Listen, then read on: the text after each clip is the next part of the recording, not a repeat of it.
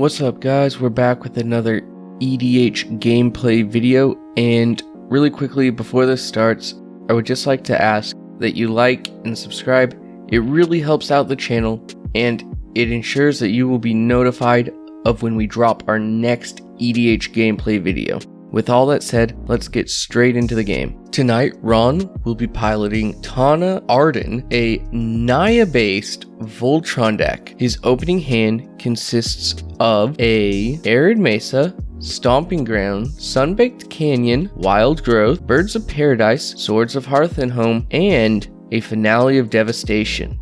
Jordan is piloting his Saskia, a Sans Blue aggro deck, and he mulliganed down to 6, opening with Windswept Heath, Mana Confluence, Luxury Suite, Boseiju, Marasi, and a Nature's Lore. Ryan is running Teysa, a black-white aristocrats deck. He opened with Peer into the Abyss, Cruel Celebrant, Smothering Tithe, Isolated Chapel, Command Tower, and Marsh Flats. Nash is playing Hofri, a Boros Aristocrats deck. He opened with a Valakut Awakening, Generous Gift, Goblin Bombardment, 2 Plains, and a Mountain. Ron starts his turn off by playing Arid Mesa. He then cracks the Arid Mesa in order to get a Temple Garden, shocking it in. He then uses the Temple Garden to produce a green mana, playing Birds of Paradise. On Jordan's turn, he plays a Windswept Heath, cracking it in order to get a Triome. Ryan plays his Marsh Flats as land for turn, cracking it to get a Scrub land. He then follows this up by playing a Carrion Feeder. Nash plays and cracks his Wooded Foothills as his land for turn, getting a Sacred Foundry into play.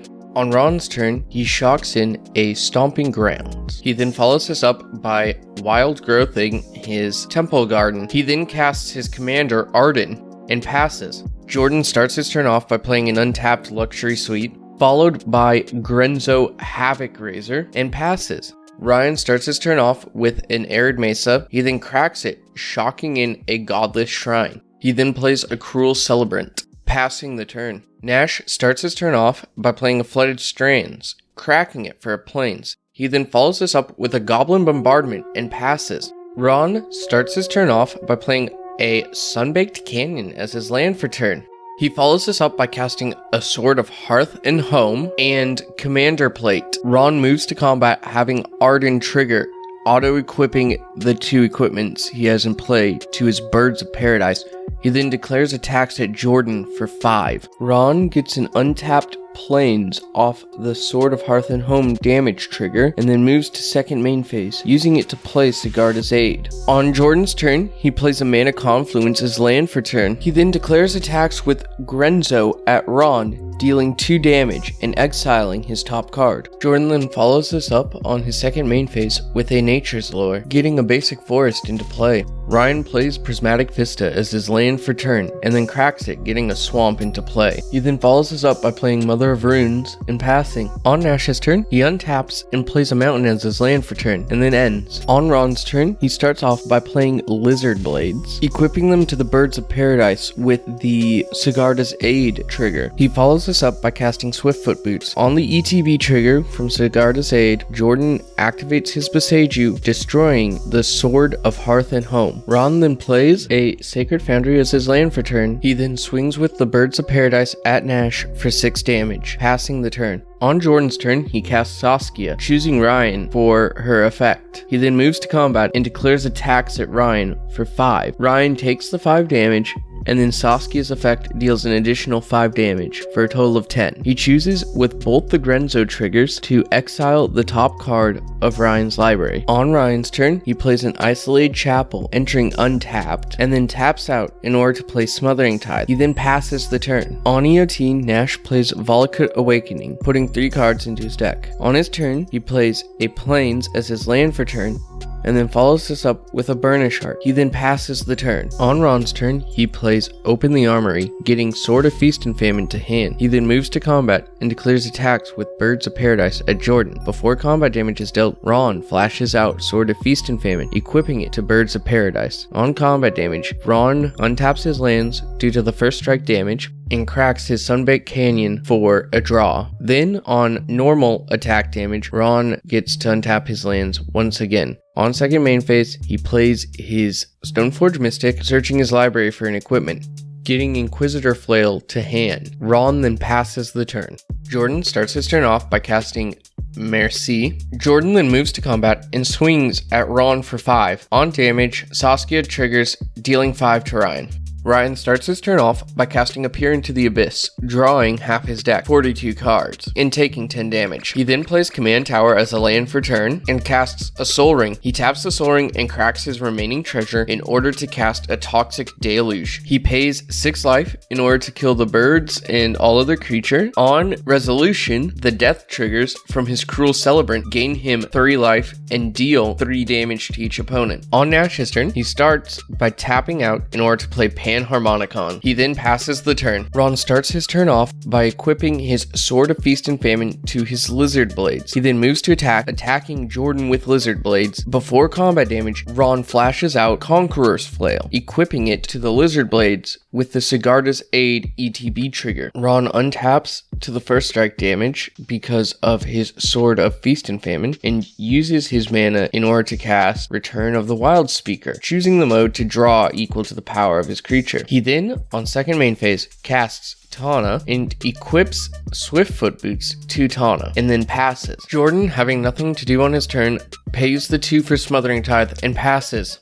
Ryan starts his turn off by playing Felwar Stone, followed up by Arcane Signet. He then casts a Heliod's Intervention X5, destroying all of Ron's artifacts. He follows this up with a Zulaport Cutthroat, Vizier of Remedies, and a Lesser Manticore, and then passes. Nash starts his turn off by casting Skyclave Apparition, hitting with the first ETB, the Lesser Manticore, and with the second ETB, the Smothering Tithe. He then follows this up with the Mother of Runes. On Ron's turn, he plays a Windswept Heath, cracking it for a Plains. He follows this up with a Sword of Fire and Ice, equipping it to his Tana off the Sigarda's Aid trigger, and a Colossal Hammer, doing the same. He then swings at Nash for 14. On second main, he casts Lanimore Elves and passes. On Jordan's turn, he casts Saskia, picking Ron for her ability. He then moves to combat and attacks Ryan with Saskia. Ryan blocks with the Vizier of Remedies, and then Jordan passes. On Ryan's turn, he plays a Tainted Field and passes. Nash starts his turn off by casting a Wheel of Fortune. Ron replies by casting a Wear and Tear, destroying the Goblin Bombardment. He then exiles Saskia using Path. Ryan then responds by anguishing the Tana. After the wheel resolves, Nash plays a Plains as land for turn and then passes. On Ron's turn, he plays a Plains as land for turn and then casts Soul Ring. He then follows this up with Fighter Class, getting Sunforger to hand. Ron attacks Jordan with 4 saplings, Ryan with 5 saplings, and then sends the remainder of the saplings and Lanimore Elf at Nash. In response, before damage, he flashes out Blackblade Reforged and Shadow Spear, equipping to Lanimore Elf. Nash responds by playing Solitude, paying the evoke cost in order to exile the Lanimore Elf. Ron gains 3 life. Ron then flashes out Sunforger, equipping it to a sapling that is then blocked by Skyclave Apparition, who is given protections by Mum. On EOT, Nash plays Enlightened Tutor, getting Mana Crypt to the top of his deck. Nash starts his turn off by playing a Mountain as his land for turn. He follows this up by playing his Mana Crypt and a Underworld Breach. Using Underworld Breach, he casts Wheel of Fortune. He then follows this up by using Underworld Breach to cast a Jeska's Will, generating 7 red. He uses some of this red to play Phyrexian Altar. He then utilizes his Underworld Breach once again to play another Jeska's Will, netting 7 more mana. He sacrifices his Skyclave Apparition in order to make white mana to play Smothering Tithe. He utilizes his Underworld Breach to cast Wheel of Fortune, netting himself 7 treasures. He then plays Anointed Procession, followed by casting Wheel of Fortune once again from his graveyard. He then plays Imperial Recruiter, getting Dockside and Revelark from the ETB trigger. He casts his commander, and then casts Dockside, and then follows this up with another Wheel of Fortune. He then plays Cavalier of Flame. He sacrifices it for mana, putting Ron to 4 life because of the LTB trigger. Nash then plays Karmic Guide, getting back his Cavalier and a Sushi, the Blazing Sky. Nash then sacrifices his Cavalier to deal the final blow to Ron.